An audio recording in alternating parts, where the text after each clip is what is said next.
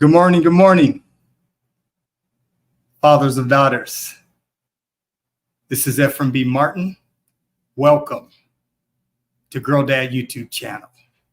Another Sunday, another 11 o'clock a.m.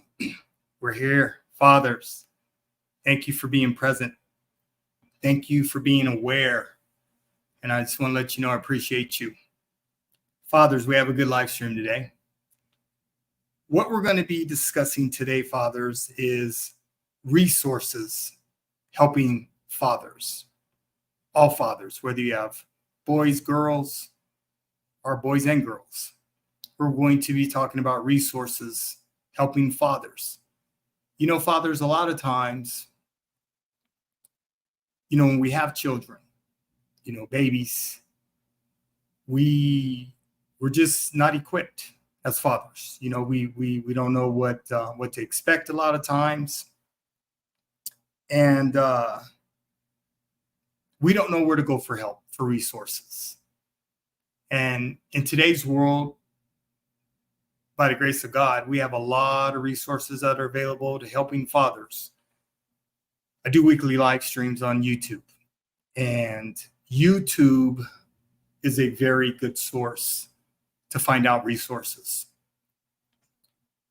I've always said, if it's not on YouTube, it doesn't exist. Anything and everything, as far as tutorials or just connecting you directly where you live, what state, what county, what city. There's direct resources for fathers. So fathers, all we have to do is our own research. And if we're struggling with our children, there's resources that are available. Now, a lot of times with fathers, we're not taught to reach out because we try to figure things out ourselves. And that's not necessarily a bad thing, but it could be a hindrance if it becomes overwhelming for us. And most fathers, at some point in the rearing of their children, from birth to 18 years of age, it's going to become overwhelming. It's going to become frustrating. And a lot of times we're going to want to just throw in the towel and give up because we're human. And it's to be expected. I'm letting fathers know it's to be expected to be frustrated. It's to be expected to be overwhelmed. It's to be expected to not feel equipped. It's expected to not always feel good. It's expected to feel like we're not getting anything done. So that's an expectation, fathers. So if you're feeling any of those things at some point, which you will, because I felt those things, it's okay. As a father, it's perfectly okay to feel those things because we're human and we're learning. We're learning how to raise our children. We're learning how to manage our time. Time management is a huge issue for most parents, because most parents want to try to do everything for their children. And until parents figure out how to manage their time, fathers in particular, between work, grinding at work, and coming home and being the best father you could be, time management is going to be huge on our part. And it's something you learn. Time management is not automatic. You learn it. You learn how to make those adjustments. So when it comes to resources for fathers, I just want to encourage all fathers, if you're struggling in any area regarding your children, do not feel bad to reach out for help. There's so many resources that are available, fathers. And there's nothing to be ashamed of. I would rather fathers reach out for help than not to reach out for help. And depending if you're struggling, particularly when we have baby girls. I had to learn how to comb my daughter's hair, had to learn how to dress them. I had to learn how to feed them, had to learn how to bathe them, change their diapers. That was all learning curve for me. So it's not something that men do. It's not something that we're expected to do because traditionally those aren't our gender roles. But I want to encourage all fathers to make sure that they're participating in the entire rearing of their children, boys and girls, because it's important. My own daughters, I have 4 adult daughters. I'm a girl dad. I have 4 adult daughters, 35, 29, 26, and 24.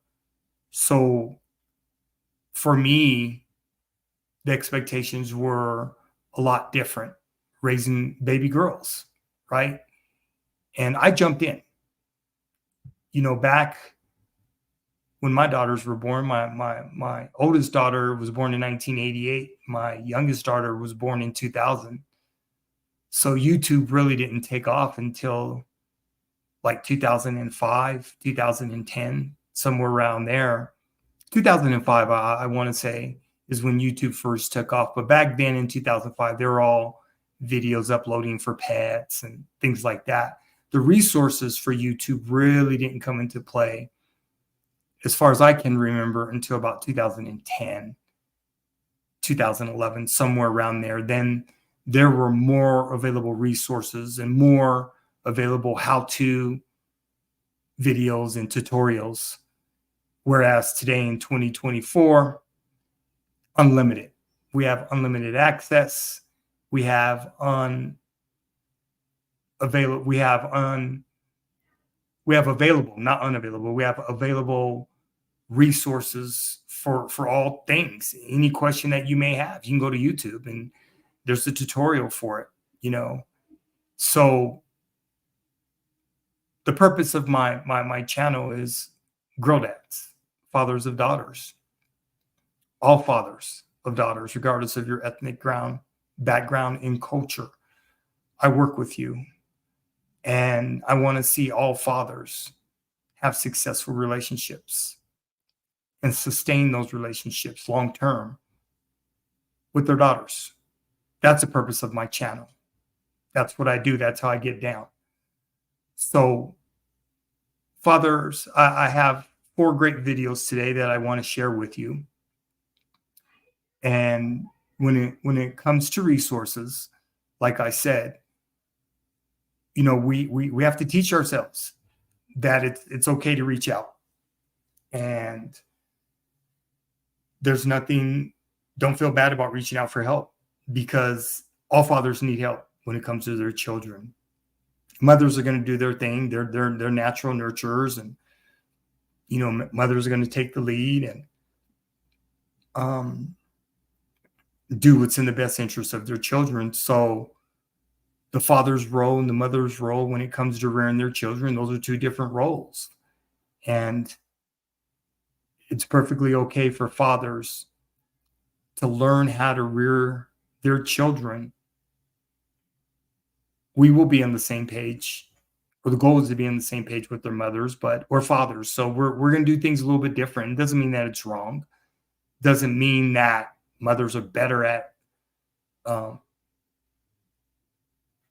interacting or making the decisions for our children.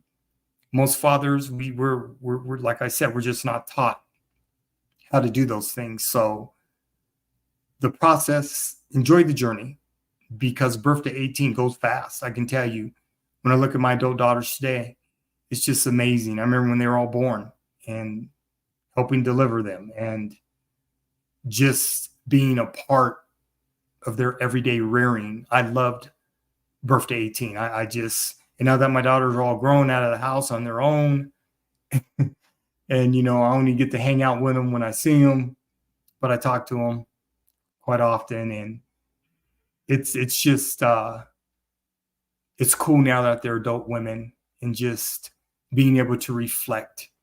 And my YouTube channel, this is my way of giving back to fathers. it's something that has always been on my heart to do. And my book, Daddy's Girls, is available at Amazon.com. You can get that through my YouTube channel. There's a link. So I've also written a book, and I just I want to share with fathers. And like I said, it's important for me that all fathers understand the sense of urgency that we need, the sense of urgency that it's going to take. I believe that my book, Daddy's Girls, is a blueprint on building long-term sustainable relationships with our daughters. I'm not telling fathers how to raise their daughters at all in my book. What I am doing is sharing my professional experience of working in the criminal justice system for 20 years and K-12 education for 10 years, as well as raising 4 adult, healthy, successful daughters. So with that being said, fathers, let's go ahead and turn to these videos. I have 4 good videos for fathers today. And fathers, it takes an entire village to raise children. It does. You have your immediate family, mother and father. You have your extended family, the grandparents. Hopefully they're still living, and aunts, uncles, and the community. And if everyone's not looking out for our children to make sure they end up healthy, they end up safe, they end up protected, it's going to be tough for a lot of parents. You know, single parents, it's tough on them. Divorced parents, it's tough on them.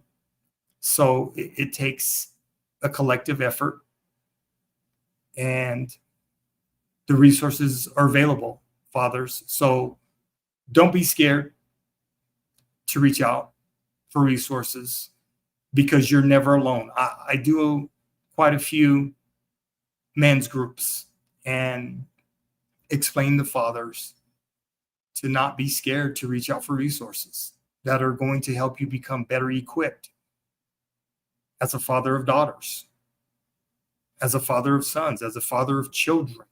Okay? So that's pretty much what I want to say as an intro. And this is my 36th live stream. I've been live streaming since July of 2023. I'm feeling great about it, feeling good about it. My live streams are going good. And just looking forward to more fathers engaging. I just don't think that a lot of fathers have found me yet, but you'll find me, because my live streams are good live streams. And it's always going to be word of mouth. That's how I'm able to reach out to fathers. You're going to come across my videos, and you're going to be very happy that you came across my videos, because what I'm talking about is real life experience and success. Okay. All right, fathers, let's look at this first video. Let's see here. All right, dads, here we go.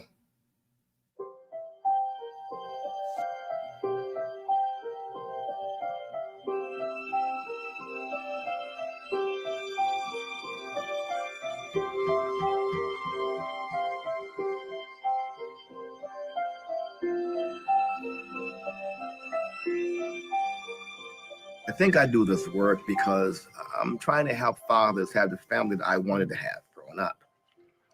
My father was a very abusive man. So I grew up with a lot of pain, you know, and a lot of anguish. I went through years of drug addiction. I found myself getting into like a lot of violent activities. I got arrested. I was in all kinds of trouble. The way my father interacts with my son, it's amazing. It's like he's doing everything I wish he had done with me. My father raised me from when I was a baby, and he taught me a whole lot of stuff. My dad was always present. He hugged me. He would tell me how much he loved me. He's the reason why I led a straight path. Most men want to be good dads. They need these groups that we provide sometimes to help them over a bad period, or to help them with some supports. And if we can give them the proper supports and encouragement, we can improve their fathering. Dads make a difference. The question is it going to be positive? Is it going to be negative? So we can no longer take dads off the table and pretend they don't exist. Because if he's not there, we know we've had 30, 40 years of literature to show what that does, right? And we now know if dad's there, what that does and all the positive things that can come intellectually, cognitively, behavior. All the research is clear when dad is present and functioning in certain ways, that makes a difference. So the choice for providers is, what's it going to be? Right on. Takes a village. All right. I don't think it's hyperbole to say that when we help one individual dad get more connected with his family, we're changing that whole community. So we need to start recruiting dads with the same passion that we recruit moms, because they're super important to kids' lives as well.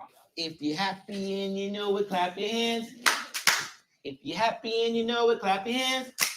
If you're happy and you know it and you really want to show it, if you're happy and you know it, clap your hands. When I'm interacting with Autumn and Yamara, what I'm giving them is what they're going to put out into the world. And I don't take it for granted.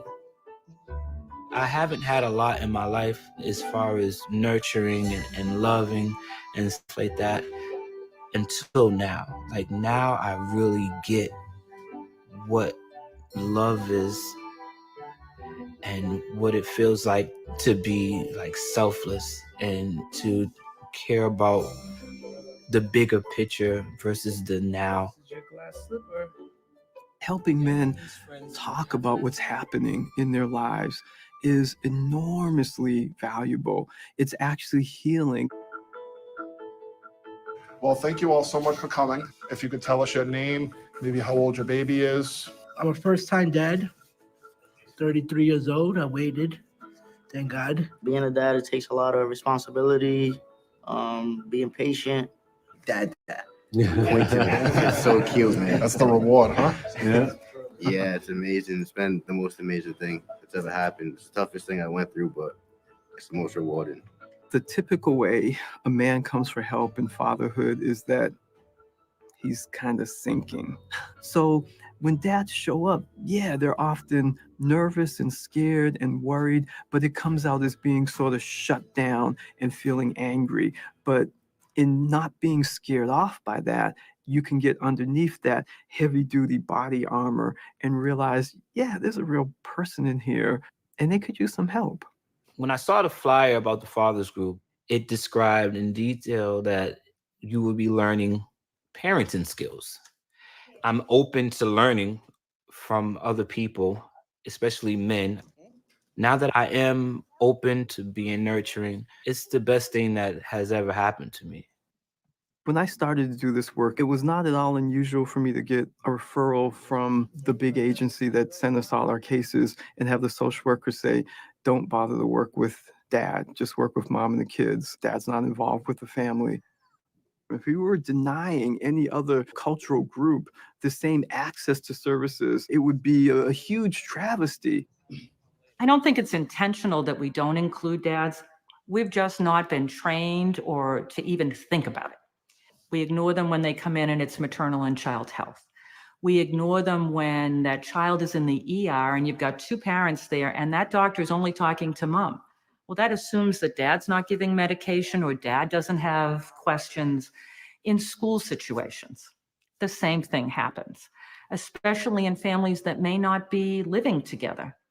At Autumn's preschool, I pretty much been bringing her there since she started.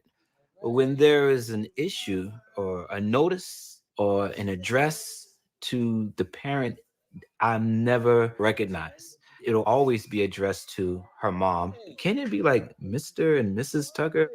If you've got the time to reach out to one parent, we're just suggesting it's better for the kids to reach out to both parents. It doesn't take that much longer to say mom and dad, to, kind of look at both parents, whether you're a doctor or a nurse or in some other professional capacity, to just let both parents be seen and to be heard.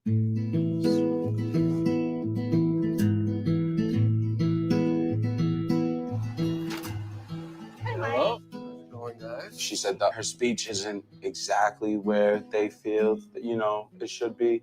She's getting there, but she's not as bad as, But she's not the As we worst. thought, Yeah. as we thought, I should say. We thought she was like really behind. Yeah, You know? that was one of my biggest concerns. Is like, oh well, you know, she's actually doing pretty good. So she's hearing all these words, words that you guys use every day in and day out, you know, and now she's starting to like, you know, feel comfortable in saying it and doing it. That's awesome.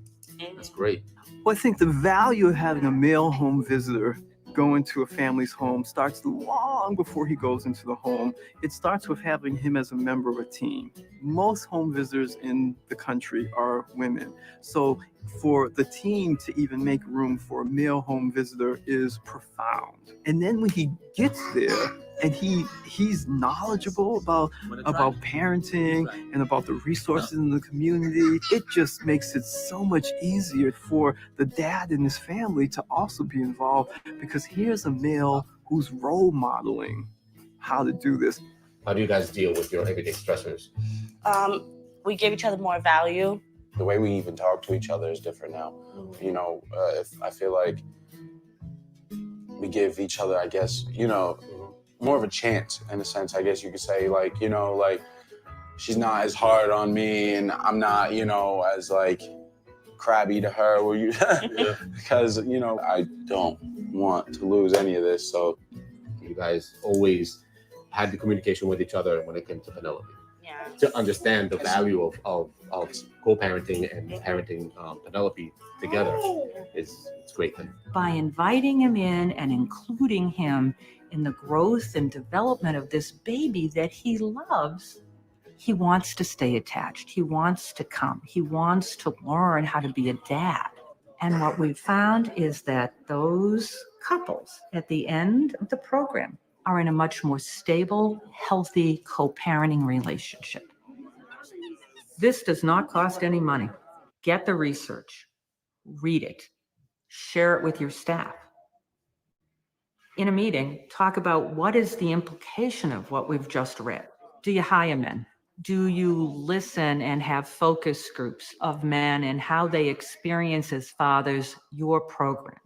Graphs of dads and babies together. If we can put up non-gender based language so that men know that they're welcome as well, because there's only a small percentage of men who are going to know that, let's say, the maternal child health department in the hospital will, you know, kind of welcome fathers, or that the WIC system, women, infant, and children, will also serve fathers. Most men will just look at that and say, it's not for me. See, we have to change some of the language as well. Why not? Let's call it families, infant, and children. So fathers also feel welcome. So educating these fathers that these opportunities and availabilities are now starting to come forward. Systems are now starting to look at fathers in another light. And how are we going to educate both system and fathers to both feel comfortable enough to say, we're here to help, and for fathers to say, to put their pride and guard down and say, hey, listen, I'm a father and I need help.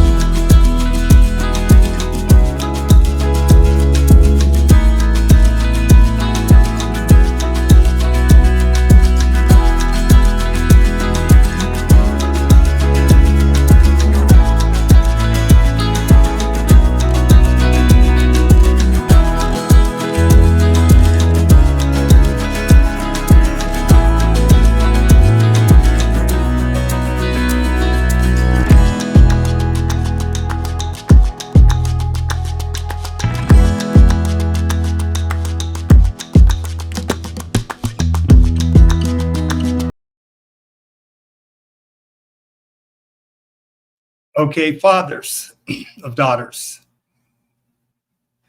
That was an excellent video. And the reason I showed that one first is because I wanted to introduce fathers to what resources look like for fathers.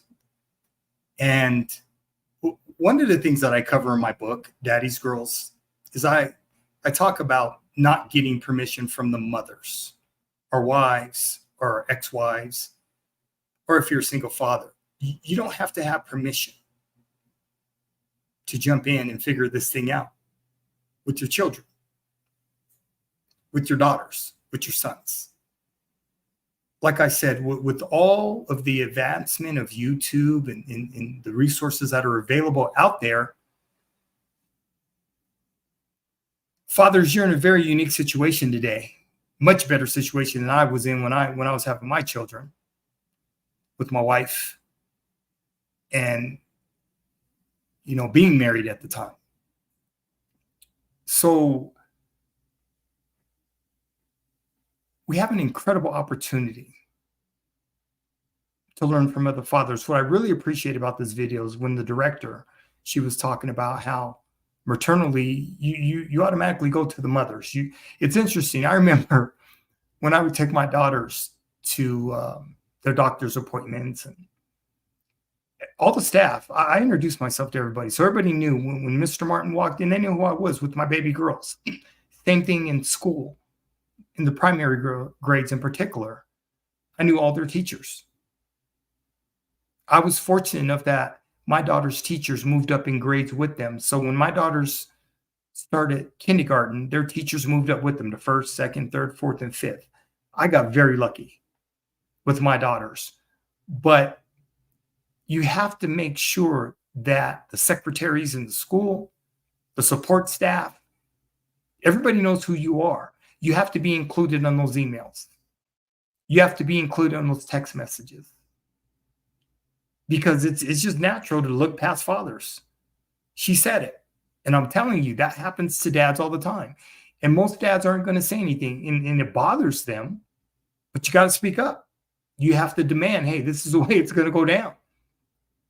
And there's nothing wrong with that. Letting them know hey, I need to be notified as well. Not just their mother. You need to notify me to what's going on with my baby girls. You do. I need to be aware. So, great first video. And, you know, fathers, the resources that are out there, they're plentiful. They're plentiful. I want to make that perfectly clear. You just have to do the research. And you have to be willing to follow through. And most dads are going to be nervous. Okay, it's not an attack on fatherhood by any means. Getting help means you're going to have to learn how to humble yourself. And like the one father was talking about, you're going to learn how to become selfless, whether you want to or not. Because most people who don't have children, they're selfish. That's okay, because you're only responsible for yourself. So take care of yourself. Spend your money on yourself. But when you start having children and bringing children into your world, into your life, and bringing a family, hey, it ain't about you no more. And a lot of parents have a difficult time with that transition. A lot of parents don't want to give up that selfishness. And I tell you what, if you have children, they're going to force you to, or you're going to end up being a parent that's not a good parent. You can't be selfish and have children. That's not how life works. You have to learn how to become selfless. That's the only way it's going to work, fathers of daughters. Okay? So great first video. I have 3 more that I want to share with you. And as you look at each one of these videos, fathers, just think about some of the resources that are available to you where you may be struggling with your children right now, with your baby girls in particular. Because most fathers, when it comes to baby girls, we want to be hands off.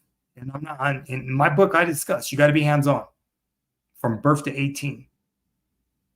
Because if you're not, your little girls, when they become teenagers, they're going to make you pay. Promise you, they're going to make you pay. Okay? So, yes, great videos, great tutorials, great resources that are available for all fathers, from all ethnic groups, from all backgrounds, from all cultures today. most of the videos. I mean, you could put the subtitles on. If you don't speak English, you speak Spanish, you speak Mandarin, you speak Portuguese, whatever, you can put the subtitles on for your native language. So it's a beautiful thing. There's really no excuses on learning. There's never a situation where fathers of daughters, there's too much information. I don't believe in that. The more information you have, the better off you're going to be able to make an informed decision, what's in the best interest, always, of you and your children. And that's the most important thing. Okay, fathers, let me get this next video ready for you. Okay, let's see.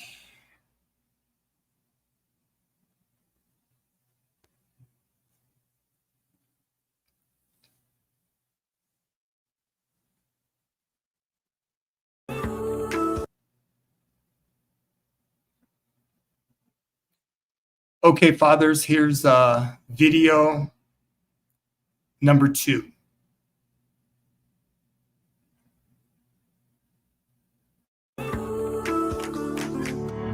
Even when you are the 1% man in this female-dominated group,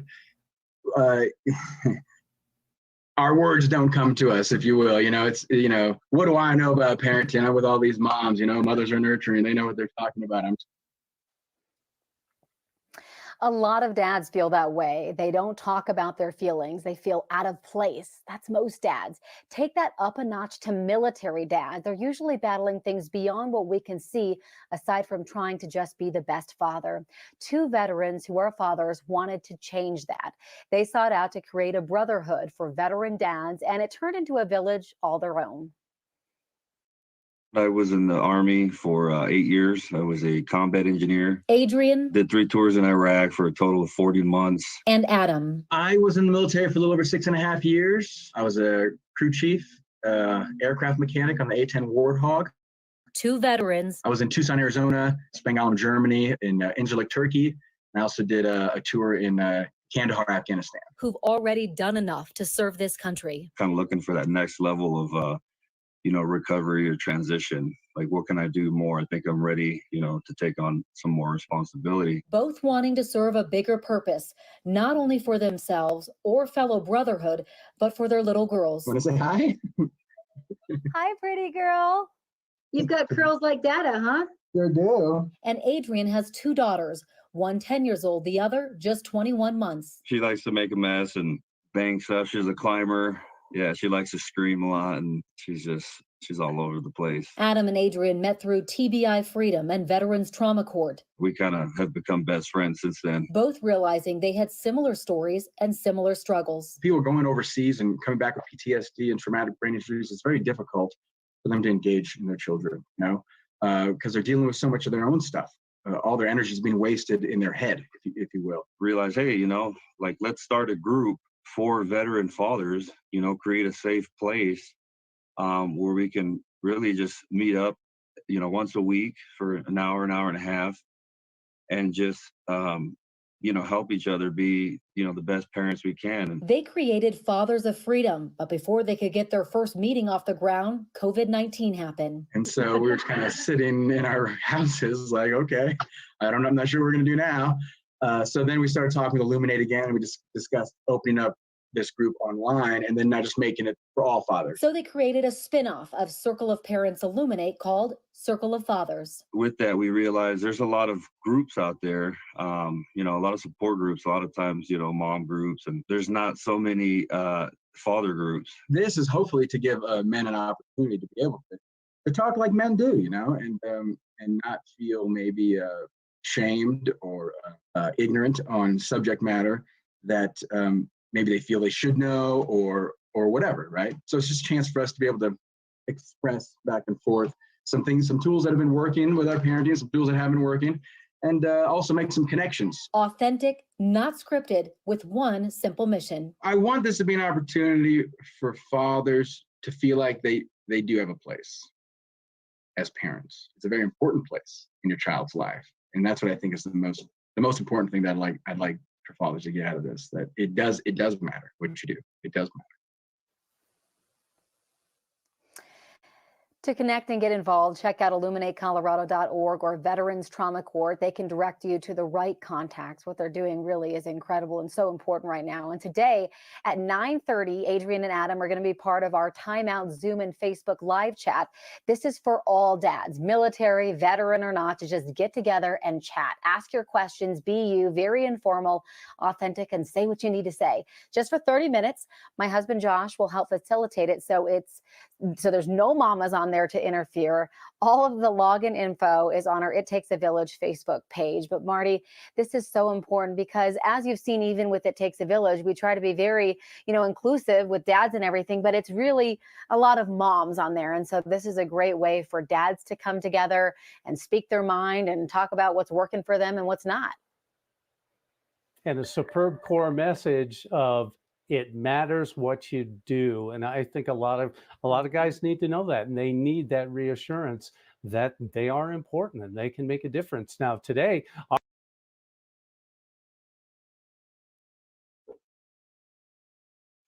Okay, fathers, video number 2.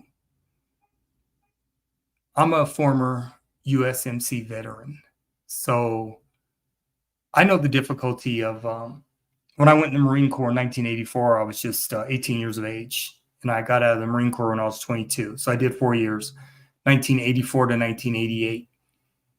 And I was a paralegal. So saw a lot of fathers get deployed.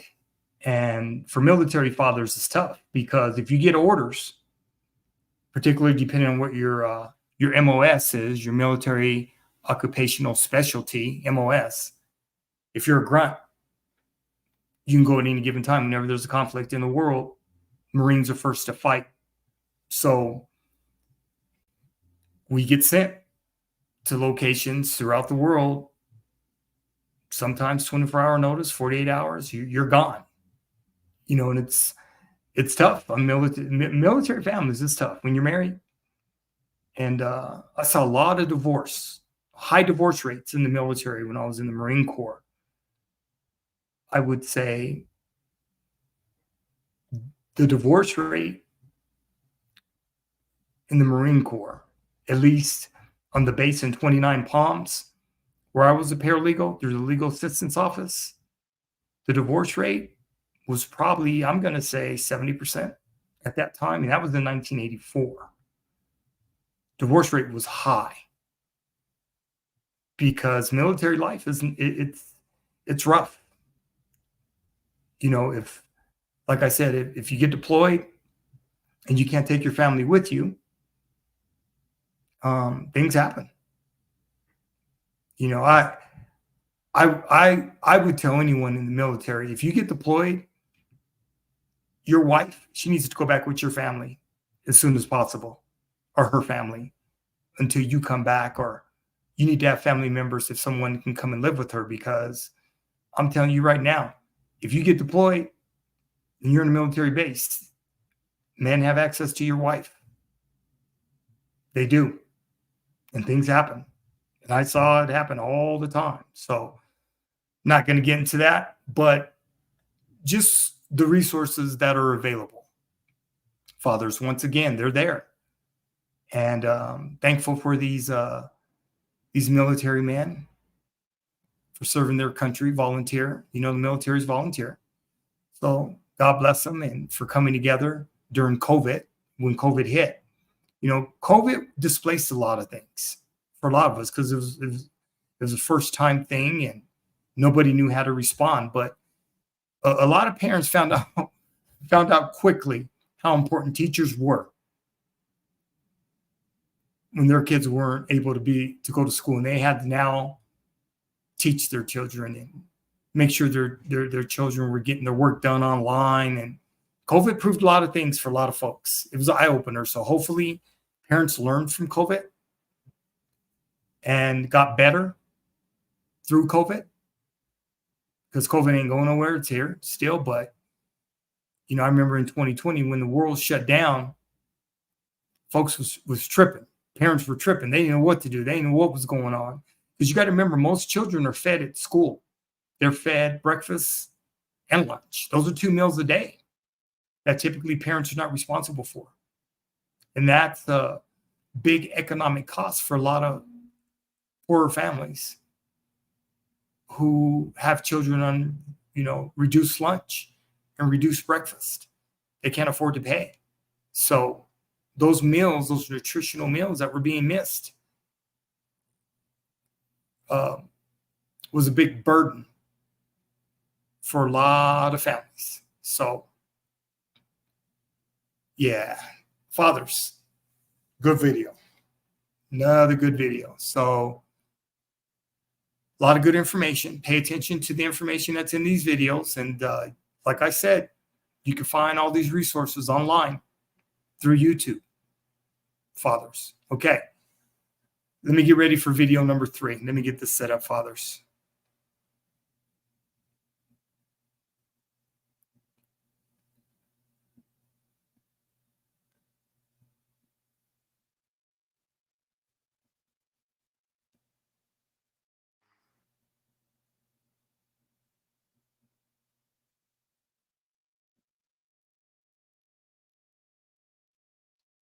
Okay, fathers, here is video number 3.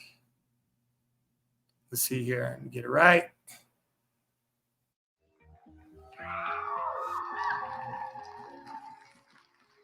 Wow.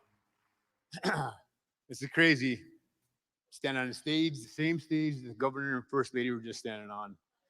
So just give me a second to collect myself. 4 years ago, at the first Recovery Reinvented, the first lady had asked people who was in recovery to stand up. And conditioned by society and people around me, I was told that addicts and alcoholics, it wasn't a good thing. Some people even said they were bad. I was taught to believe that it was something to be ashamed of. So I didn't stand up. And then after I thought about it, I thought about the First Lady's story that she shared with everybody and the courage it took to share, not just on a state platform, but also on a nationwide platform. And her story inspired me to stand up. So with a little encouragement, my sister sitting next to me, for the first time, I stood up as a person in recovery.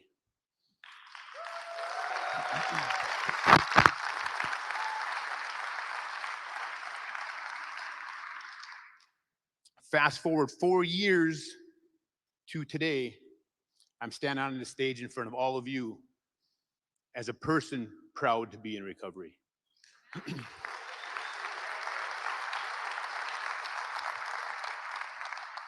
So I grew up in a small community south of here, and I experienced a lot of discrimination in the form of racism. I was bullied because I was different. And I turned to drinking, and eventually I turned to drugs. And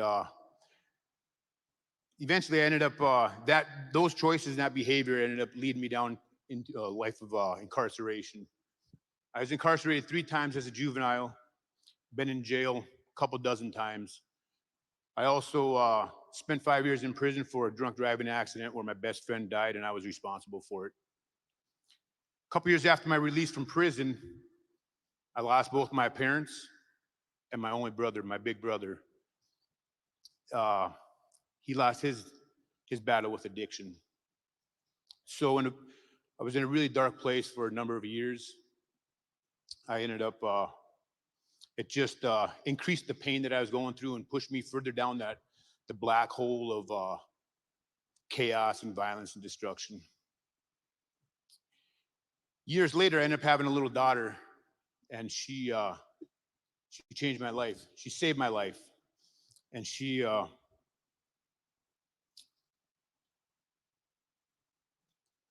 gave me a reason to live. She gave me a reason to change. Just like when I used to do drugs, I was desperate to get high. I'd be willing to do anything to get high. I ended up becoming desperate to get sober, and I was willing to do whatever it took to be sober. So I swallowed my pride and I reached out for help. I knew I couldn't do it alone. I reached out to the local human service center, and I got involved with support groups. like RAD, Runners Against Destructive Decisions, which ultimately helped save my life. And when it came to recovery, I would just show up. I'd be present. Even when I didn't feel like it, I would show up and be present. And finally, I was fortunate enough to be blessed with the world's best sister, who's always there for me. Never turned her back on me, even though I gave her countless reasons to. It really does take a village in this, with recovery. Recovery isn't easy, but it's worth it. Because I chose recovery, I filed for and was awarded full custody of my daughter.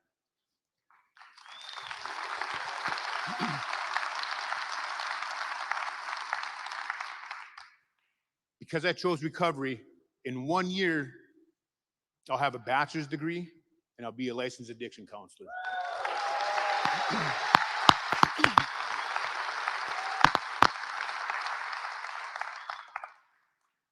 Because I chose recovery, I'm blessed with an amazing job where I'm provided with an opportunity to help individuals that are struggling with addiction. And because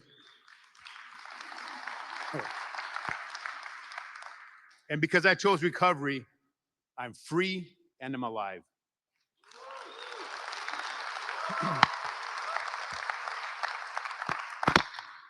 We can recover.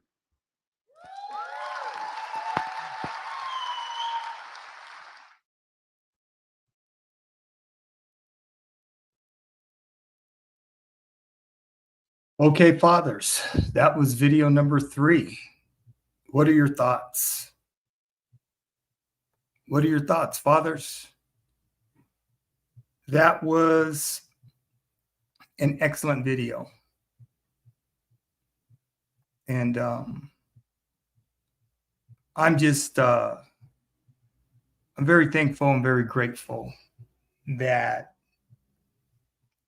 I was blessed enough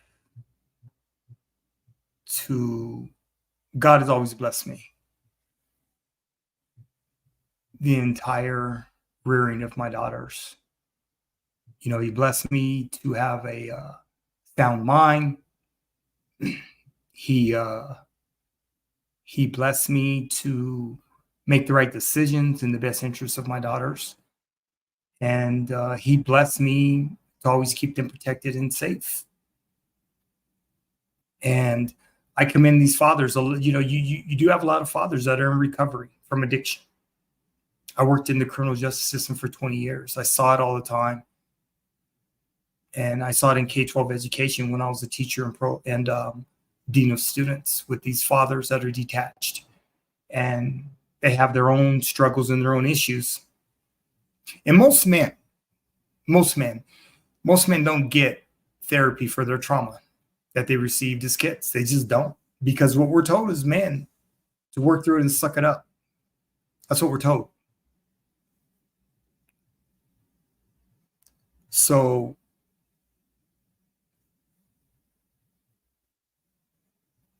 most men are going to bottle it up and keep it in. And we're just going to deal with it. And we're going to try to figure it out as we go.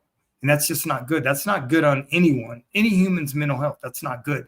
That's not how we're built in our psychology, right? I know one of the best classes,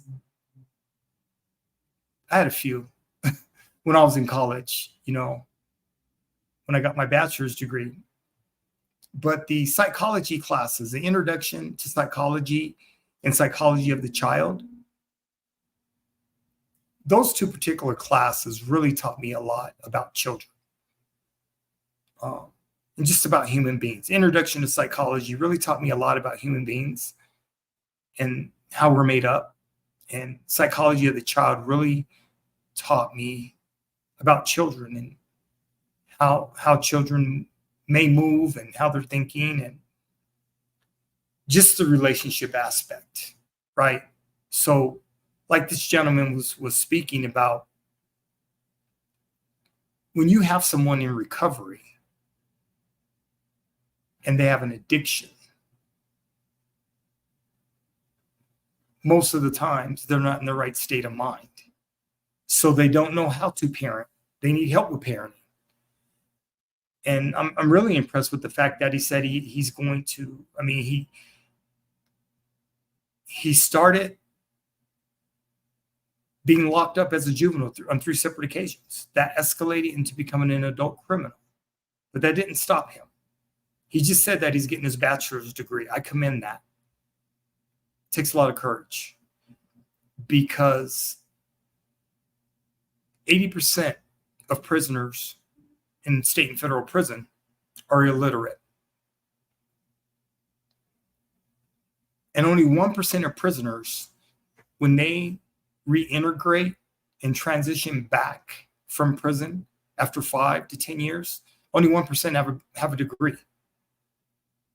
So you have to think sometimes what happens to a lot of people's minds when they're incarcerated. Their spirits are broken. And even though they've been in prison for 5 to 10 years, a lot of them come out worse than how they went in. So I commend this gentleman, and I'm appreciative for him sharing his story. And like he said, his daughter saved his life. I will tell everybody, my 4 adult daughters, they definitely made me a better man, better human being, better father, better husband, better everything. Because they pulled the best out of me. I could not be the man I am today without my daughters. There's absolutely no way. Because they taught me how to love. They taught me how to be unconditional. They taught me how to be selfless. They taught me how to be better overall as a human being. So I have nothing but respect and admiration for any father that's in recovery, any parent that's in recovery, because I saw a lot of ugliness when I was a probation officer. I was a state juvenile probation officer. So I saw a lot of parents that were on drugs and alcohol and were in recovery and didn't know how to parent their kids because they were trying to get healthy, right? So I needed to share that video. That was a great video. And, you know, like I said, if we don't put our best foot forward, a lot of things can happen to our children. And a lot of things can go wrong. So excuse me, I'm sorry. I didn't plug up my computer and it's on a battery. Sorry about this. And I'm about to lose. I don't want to lose my live stream.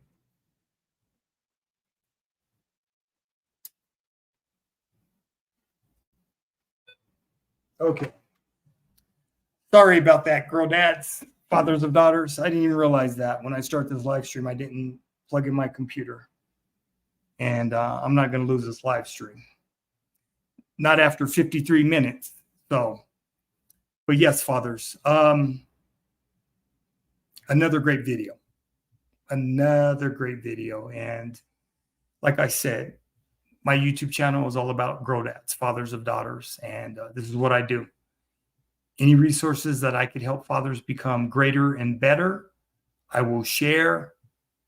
And we will have that open dialogue, fathers, because when we come together, we have that commonality as men. We're going to be open to each other because we have a lot of shared experiences as fathers. And we'll never know that until we get amongst ourselves and sit in circles and just start sharing, you know, our lives with one another and feeling comfortable doing it. Okay, fathers, we have one more video and then we'll finish up this live stream. Let me get it set up.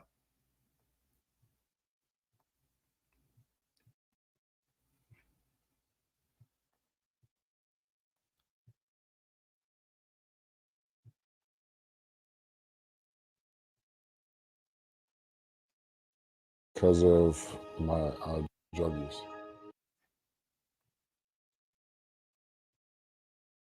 Okay.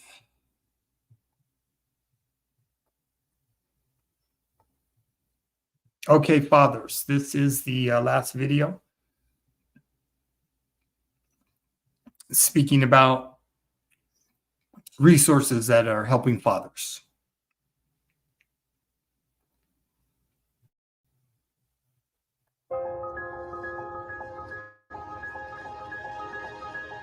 My name is Amar Mawusi, and I was involved in the program because my children were put in foster care because of my drug use.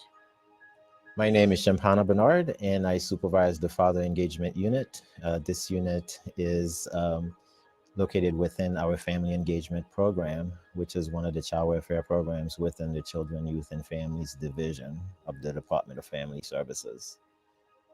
My name is James Cherry, the Fatherhood Initiative Chairman for my fraternity, Omega Psi Phi Fraternity Incorporated, Psi Alpha Alpha chapter serving Fairfax County.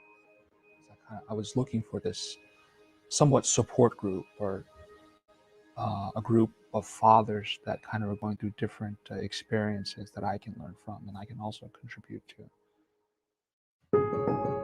You know, as a user, you don't know the effects, or you don't really pay attention to the effects of what drugs are doing to yourself physically, mentally, and emotionally, as well as what it's doing physically, mentally, and emotionally to your children and your family, the people who love you. When the father is actively involved in the lives of his children, children do better, you know, in terms of social emotional development, academic achievement, less likely to develop issues around mental health, abstain from using substances, refrain from engaging in early sexual activity. Positive outcomes are reached when fathers are effective in their role as a parent. It really takes a deep dive into what it really means to be a father. What we're trying to accomplish in this program is really to enhance 5 characteristics that fathers need to have in order to become the ideal fathers that they want to be. And so those characteristics include self-care, self-awareness, enhancing their relationship skills, their communication skills, and their parenting skills. A lot of times you kind of say, if you were a perfect father, you wouldn't be here. So you really have to be true with yourselves and not think that you know you can conquer this. I got this. No, there are steps to this. Some people have found that they need that type of certification in order to show the courts, look, I've taken these steps in order to improve myself. Does this put me a step closer to be able to join in my family unit? There are 12 sessions where we discuss various topics. We use the 24/7 Dad curriculum, which is an evidence-based curriculum developed by the National Fatherhood Initiative. And so that curriculum has been determined to be effective in enhancing the skills of fathers. Sometimes it takes the first 3 to 4 weeks to really gain that trust of the fathers with the facilitators and for them to start opening up with their varying experiences. A lot of times things come in the form of a question and they kind of challenge us, and then they kind of spark up these conversations that open up a lot of fathers. They kind of come out of their shells. I mean, they come in with, you know, this pride and this ego, but then after first or second session, they kind of leave that at the door. And I think it kind of attributes a lot to this safe environment that the coordinators have established and allow the fathers to kind of speak freely. They really have to look within themselves and determine what I don't think, hey, but there's probably some things I could work on. I've seen fathers that are there and they don't want to be there, but then they realize to some point, you know, it's a blessing in disguise. Yeah, I was one of those guys that walked in the room and was like, you know? But after listening to people, I realized that guy's just like me. He's just like me. He's just like me. We all had a lot of things in common. We all had generally the same questions about, you know, what it takes to be a good father. Am I a good father? Am I doing what I'm supposed to do to be a good father? So it really, your background really didn't deter that brotherhood that you were able to develop being there with guys that were coming with similar problems. We talk about mental health.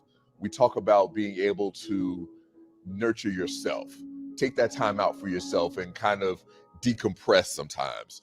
Walk, go to the park, engage with your children, do that type of thing, because if you can't take care of yourself, you can't take care of others. I don't get all worked up because I'm now learning that self-care is what helps me decompress from all the emotions and the stress, allows me to enjoy what I do for them with them. Because there is no such thing as a perfect father, that any father who attends this group will get something out of this group. I really enjoy the group sessions with sitting with guys and talking and listening to things. Even if I didn't speak up about something that I heard, if it was something I heard that was very familiar to my situation, I was all ears, because I want to answer just like this guy wants to answer to that problem. If we've helped another father plant a seed that's kind of flourished, it benefits, not only the whole society, but also our kids. They pretty much gave me the roadmap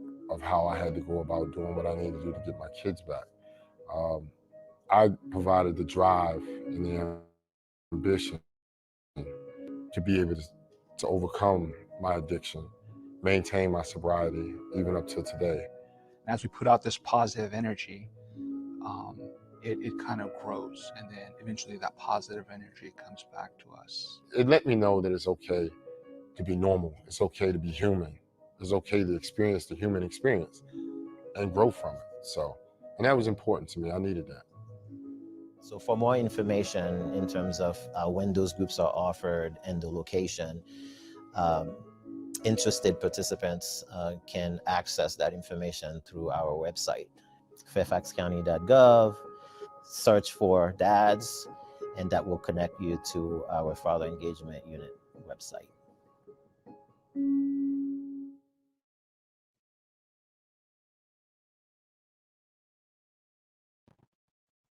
Okay, fathers. That was video number 4. And, once again, this live stream today was about resources helping fathers. So hopefully I was able to bring something to help all fathers. If you don't need resources, you may know of fathers that need resources, share my video. Subscribe, like, share. And help other fathers out. Because trust me, all fathers ain't doing good. And all fathers ain't opening up to other fathers. So if you may have friends, if you may know of fathers that may be struggling, turn them to Grow Dad YouTube channel and allow me to be a resource for them. I'm just one of many resources, right? I have, like I said, this is my 36th live stream, and I help all fathers of daughters, regardless of your ethnic group, background, and culture. So with that being said, another live stream done, fathers. Feeling good about it. It was a good day. Yes, sir. It was a real good day. Thank you, fathers who are out there and may be watching and may want to comment, but don't necessarily comment. I understand. Trust me. I understand. My YouTube channel is being built organically, so it's going to take time for all fathers to feel comfortable, and I understand. So no worries, no rush. Do your thing. I'm a resource. Feel free to share my YouTube channel with other fathers, other agencies, whomever could benefit. Okay, fathers of daughters, have a great week. May God keep you and your family safe, your children blessed. And I'll holler at you next week for another live stream. Okay? Peace.